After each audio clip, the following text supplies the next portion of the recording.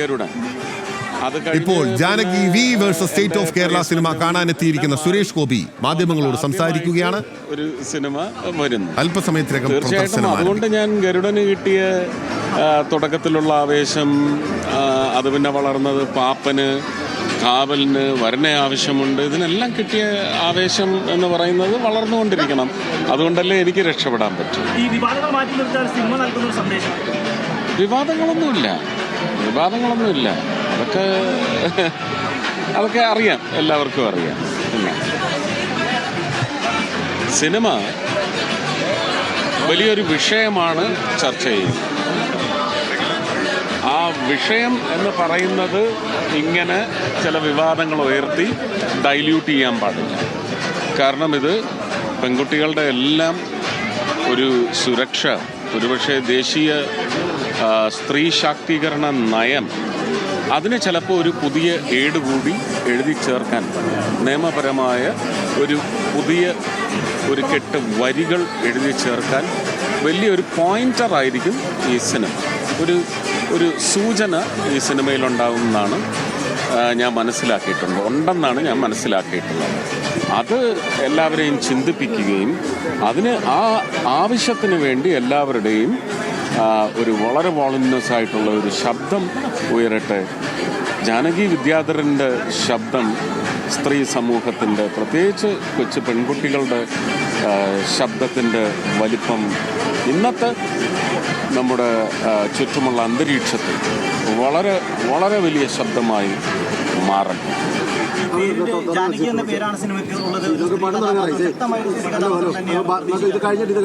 തീർച്ചയായും അതുകൊണ്ടാണ് ഞാൻ പറഞ്ഞത്, ജാനകി വിദ്യാധരൻ്റെ ശബ്ദം സ്ത്രീ സമൂഹത്തിൻ്റെ ശബ്ദമാവും. പ്രത്യേകിച്ച് ഒരുപക്ഷെ അവരുടെ ഏറ്റവും അമൂല്യമായ ഒരു നിധിയെ സംരക്ഷിക്കുന്നതിന് സർക്കാർ പുതിയ നിയമപരമായ ആ നിയമം നിർമ്മാണം മാത്രം പോരാ, അത് നടപ്പിലാക്കുന്ന രീതിയിലൊക്കെ ഒരു വലിയ വ്യതിയാനം കൊണ്ടുവരുന്നതിനുള്ള ഒരു സൂചന, താക്കീതോടുകൂടിയ സൂചന, അങ്ങനെ എങ്ങനെ വേണമെങ്കിലും നിങ്ങൾക്ക് വായിക്കാൻ സാധിക്കും. ഞാൻ ഈ സിനിമയിൽ നിന്ന് ഒരു ഭയങ്കര തട്ടുപൊളിപ്പൻ സിനിമയല്ല ഞാൻ പ്രതീക്ഷിക്കുന്നത്. എല്ലാവരെയും ചിന്തിപ്പിച്ച് നമുക്ക് സമൂഹത്തിൽ സിനിമ ട്രാൻസ്ഫോർമേഷന് വേണ്ടി ഉതകണം. റവല്യൂഷണറി ട്രാൻസ്ഫോർമേഷൻ, ജീവിത രീതിയിലേക്ക് നമുക്ക് വിപ്ലവാത്മകമായ മാറ്റങ്ങൾ കാലത്തിനനുസൃതമായി വരുന്നതിന് വേണ്ടി നമുക്ക് ചർച്ചാ വിഷയമാകുന്നതിന് സിനിമ ശക്തമായ മീഡിയമാണ്. അങ്ങനെ ഒരു ശക്തി ഈ സിനിമയ്ക്കുണ്ട്.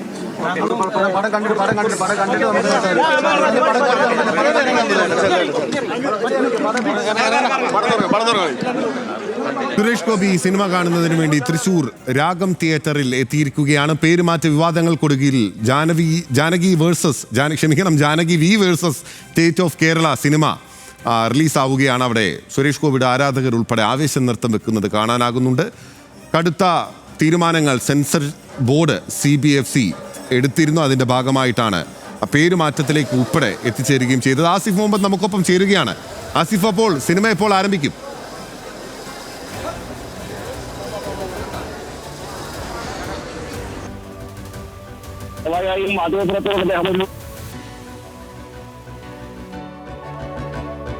ഒരു 5 മിനിറ്റ് സംസാരിച്ചിട്ട് 10:15 തന്നെ ഏതായാലും സിനിമ ആരംഭിക്കും. വലിയ രീതിയിൽ ആരാധകരുടെ ഒരു തള്ളിക്കയറ്റം ഈ സിനിമയ്ക്ക് ഉണ്ട് എന്ന് തന്നെ നമുക്ക് പറയാൻ കഴിയും. ഇപ്പോൾ തന്നെ ഈ തിയേറ്റർ ഹൗസ്ഫുള്ളാണ്. അതോടൊപ്പം തന്നെ അണിയറ പ്രവർത്തകർ മുഴുവൻ ഇവിടെ എത്തി സിനിമ കാണുന്നുണ്ട്. മറ്റ് സംവിധായകരടക്കമുള്ളവർ, സഹനടന്മാരടക്കമുള്ളവർ ഇത് കഴിഞ്ഞതിന് ശേഷം പ്രതികരിക്കാമെന്നാണ് ഏതായാലും വ്യക്തമാക്കിയിട്ടുള്ളത്.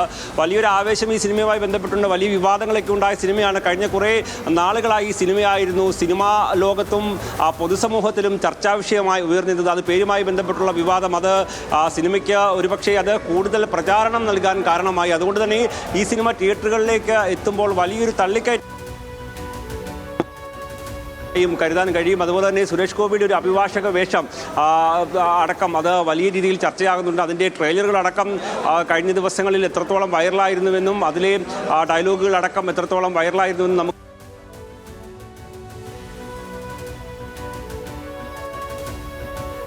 ഹിറ്റാകുമെന്ന സൂചന നൽകുന്ന തരത്തിലുള്ള സിനിമ തന്നെയാണ് ഉണ്ടായത്.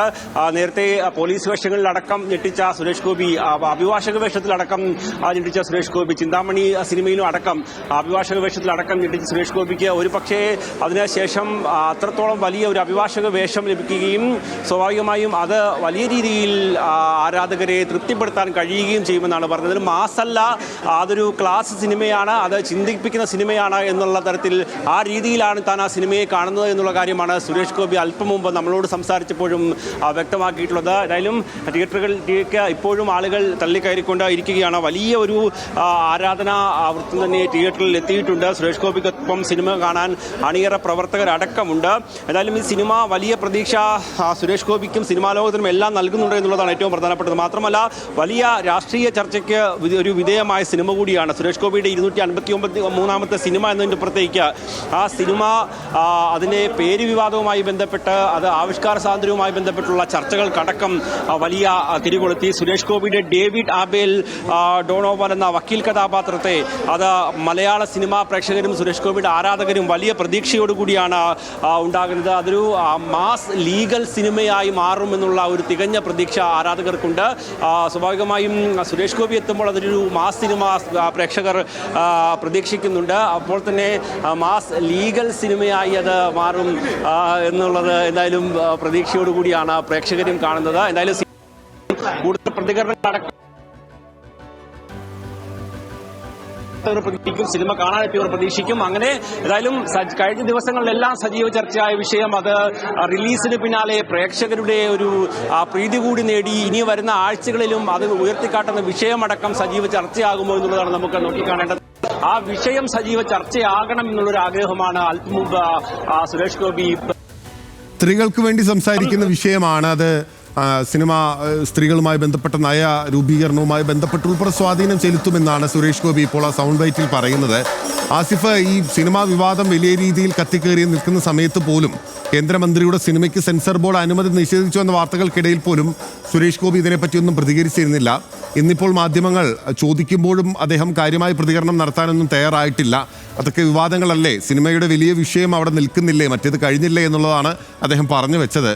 സിനിമയുടെ മെറിറ്റിനെ പറ്റി ചർച്ച ചെയ്യണം, പക്ഷേ അതിനെപ്പറ്റി സുരേഷ് ഗോപി ഒന്നും പറഞ്ഞില്ല.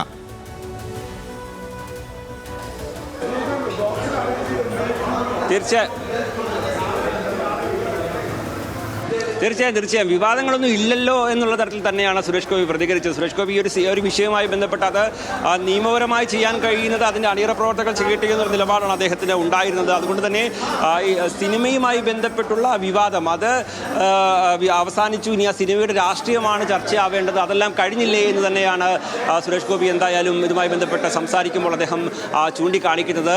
സ്വാഭാവികമായും ഇനി ആ ഒരു വിവാദത്തിൻ്റെ പുറകെ പോയി ആ ചർച്ചയിൽ കേന്ദ്രീകരിക്കാതെ ഈ സിനിമയുമായി ബന്ധപ്പെട്ടുള്ള വിഷയം ചർച്ച ചെയ്യണം. സ്ത്രീകളുമായി ബന്ധപ്പെട്ട നിർണായകമായ നിയമനിർമ്മാണത്തിനടക്കം സാധ്യമാകാൻ അല്ലെങ്കിൽ അതിനൊരു കൂടുതൽ സാധ്യത നൽകാൻ കഴിയുന്ന തരത്തിലുള്ള ഒരു സിനിമയാണ്, വിഷയമാണ് കൈകാര്യം ചെയ്യുന്നത് എന്നുള്ള കാര്യമാണ് സുരേഷ് ഗോപി ഈ ഒരു സിനിമയിൽ ആയുമായി ബന്ധപ്പെട്ട് കാണാനെത്തിയപ്പോൾ തന്നെ അദ്ദേഹം ചൂണ്ടിക്കാണിക്കുന്നത്. ശരി, അത് വിവാദങ്ങളെല്ലാം അവസാനിച്ചിരിക്കുന്നു എന്നുള്ളതാണ് അദ്ദേഹം പറഞ്ഞിരിക്കുന്നത്. എന്തായാലും സിനിമ കാണുന്നതിന് വേണ്ടി സുരേഷ് ഗോപി തൃശ്ശൂർ രാഗം തിയേറ്ററിൽ എത്തിയിരിക്കുകയാണ്. സുരേഷ് ഗോപിക്കൊപ്പം 600 സ്ത്രീകളും ഈ സ്ത്രീകൾക്ക് വേണ്ടി നിർമ്മിച്ചുവെന്ന് അദ്ദേഹം പറയുന്ന സിനിമ കാണുന്നതിന് വേണ്ടി അവിടെ എത്തിയിരിക്കുകയാണ് എന്നുള്ളതാണ്.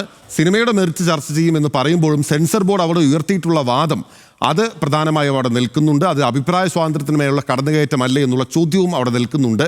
വളരെ വിചിത്രമായൊരു വാദമായിരുന്നു. എന്താണെന്ന് നോക്കൂ, സീതാദേവിയുടെ പര്യായപദമാണ് ജാനകി. അതുകൊണ്ട് ഈ സിനിമയിലെ കഥാപാത്രത്തിന് ടൈറ്റിലിന് ജാനകി എന്ന് പേര് നൽകാനാവില്ല എന്ന് ഇന്ത്യയിൽ നിന്നാണ് സെൻസർ ബോർഡ് പറഞ്ഞതും എന്നുള്ളതും പ്രധാനപ്പെട്ടതാണ്. വിവരങ്ങൾ നൽകുകയായിരുന്നു ആസിഫ് മുഹമ്മദ്.